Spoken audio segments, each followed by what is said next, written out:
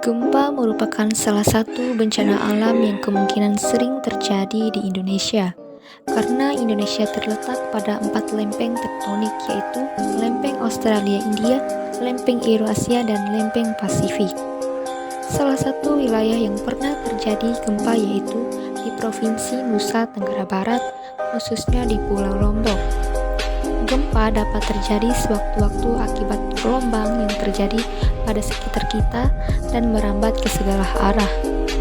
Gempa bumi dalam hubungannya dengan suatu wilayah berkaitan dengan gerakan permukaan bumi yang memiliki perilaku yang berbeda karena wilayah yang berbeda. Walaupun jarang terjadi, gempa bumi umumnya dapat bersifat fatal terhadap bangunan struktur apabila perencanaan beban gempa tidak dilakukan dengan tepat. Adapun cara yang dapat dilakukan untuk menyelesaikan permasalahan beban dinamik yang diakibat beban gempa yaitu menggunakan metode analisis riwayat waktu atau time history analysis, metode respons spektrum atau response spectrum method, dan gaya lateral ekivalen. Berdasarkan latar belakang yang telah diuraikan di atas, maka rumusan masalah ini adalah bagaimana mengevaluasi bangunan gedung dengan analisis respons spektrum dilihat berdasarkan displacement dan drift. Adapun tujuan dari penelitian ini adalah menganalisis struktur gedung dengan analisis respons spektrum yang ditinjau berdasarkan displacement dan drift.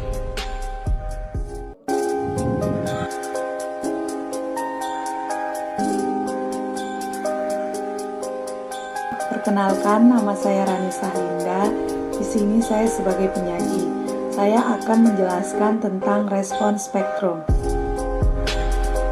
Respons spektrum. Respons spektrum adalah suatu spektrum yang disajikan dalam bentuk kurva dalam periode struktur bangunan dengan respon maksimum dari gempa.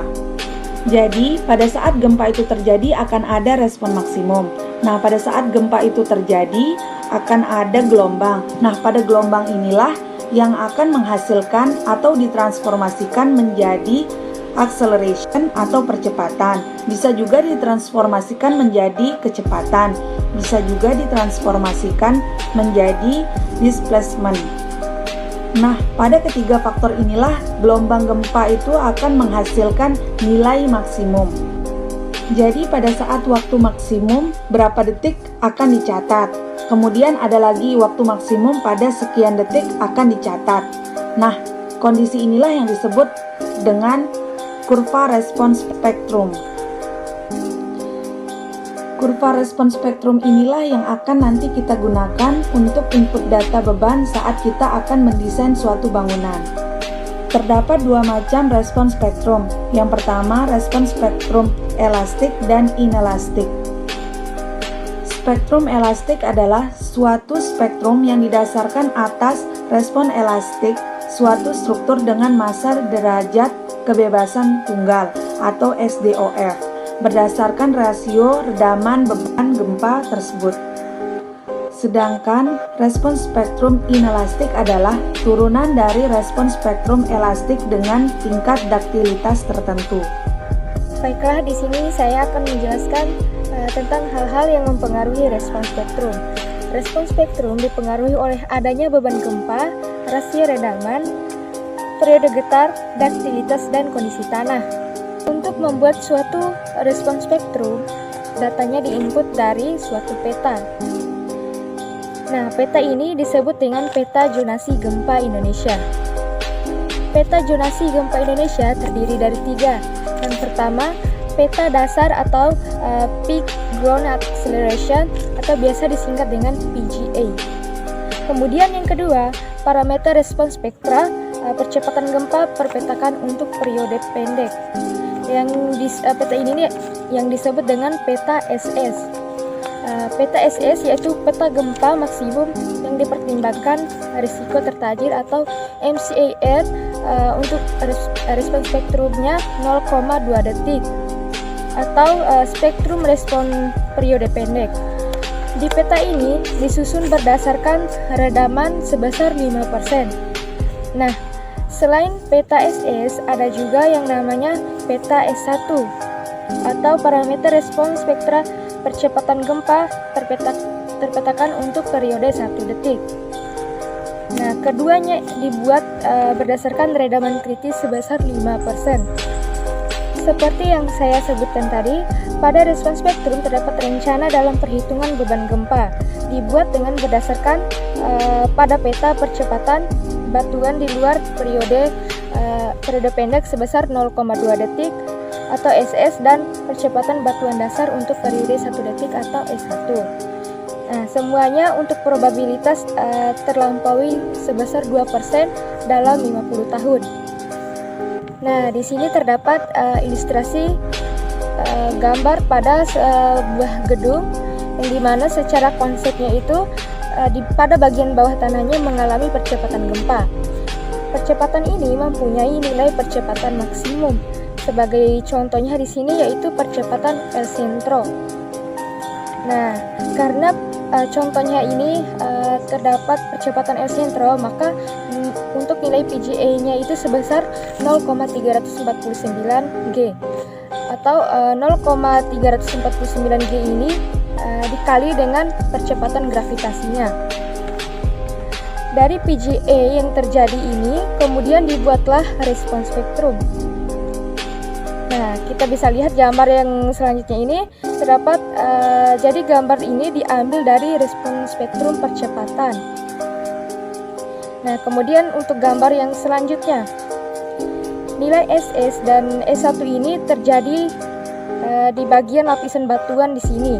Nah, lapisan di dalam tanah ini harus dirambatkan gelombangnya ke permukaan ke ground surface dengan cara dikalikan dengan koefisien FA dan FV. Nah, sehingga terjadilah respons spektrum percepatan di ground surface atau di permukaan tanah. Nah, sekarang sudah terlihat. Jadi untuk respons spektrum percepatan ini atau respons spektrum desainnya ini kurang lebih seperti ini. Nah, jadi di sini ada respons spektrum desainnya, parameter respons spektrum respons percepatan pada periode pendek atau biasa disingkat dengan SMS, dan periode 1 detik SM1 yang disesuaikan dengan pengaruh klasifikasi situs. Harus ditentukan dengan perumusan sebagai berikut. Rumus yang pertama itu ada SMS sama dengan FA dikali dengan SS. Terus SM1 sama dengan FV dikalikan dengan S1. Nah, tadi ada rumus SMS sama dengan FA dikali SS. Nah, jadi di sini yang mencapai di permukaan tanah ini harus direduksi sebesar atau dikali dengan 2/3 sehingga responnya menjadi dilihat dari gambar yang biru ini untuk menjadi gempa perencanaan. Nah, pada gempa perencana ini harus direduksi kembali dengan faktor R per IE. IE itu merupakan faktor keutamaannya, sedangkan R itu adalah faktor daktilitas strukturnya. Nah, sehingga pada aktual beban gempanya yang harus dipikul yaitu beban yang harus dijauhi. Mungkin itu saja yang dapat saya sampaikan tentang konsep respons spektrum atau konsep respons spektrum desainnya. Kemudian materi yang selanjutnya akan disampaikan oleh teman saya yang bernama Ophelia Putri Maharani. Baik, di sini saya akan melanjutkan materi yang sebelumnya telah disampaikan oleh saudari Nurul Fadilah. Materi selanjutnya yaitu tentang menentukan klasifikasi situs. Teman-teman dapat melihat gambar yang telah kami lampirkan pada PPT. Klasifikasi situs itu sendiri adalah suatu kelas yang menyatakan jenis dari lapisan-lapisan tanah. Selanjutnya, koefisien situs.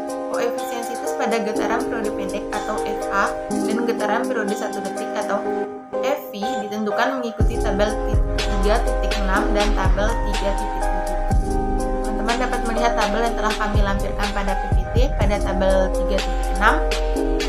Di situ untuk menentukan faktor aplikasi percepatan pada getaran periode pendek atau FA. Di situ juga ada untuk pembagian kelas situs dan parameter respons spektra percepatan gempa terpetakan.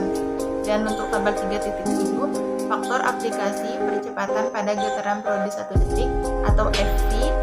Di situ juga ada kelas pembagian untuk kelas siklusnya dan parameter respons spektra percepatan gempa petakan. Parameter spektrum respon percepatan pada periode pendek atau SMS dan pada periode 1 detik atau SM1 yang disesuaikan dengan pengaruh klasifikasi siklus. Yang terakhir, parameter percepatan spektra desain. Parameter percepatan spektra desain untuk periode pendek atau SDS dan periode 1 detik SD1 harus ditentukan melalui perumusan sebagai berikut. Untuk percepatan spektra desain untuk periode pendek atau SDS, rumusnya yaitu 2/3 SMS, dan untuk periode 1 detik atau SD1, rumusnya yaitu 2/3 SM1.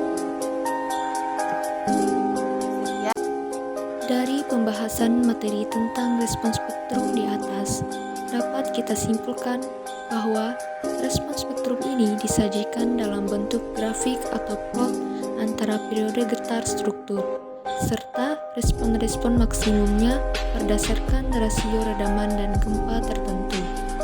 Respon-respon maksimumnya dapat berupa simpangan, maksimum atau spektral displacement SD, kecepatan maksimum atau spectral velocity SV, atau percepatan maksimum atau spectral acceleration SA dari massa struktur single degree of freedom atau biasa disingkat dengan SDOF. Mungkin itu saja yang dapat kami sampaikan. Lebih dan kurangnya kami mohon maaf. Wabillahi taufiq wal hidayah. Wassalamualaikum warahmatullahi wabarakatuh.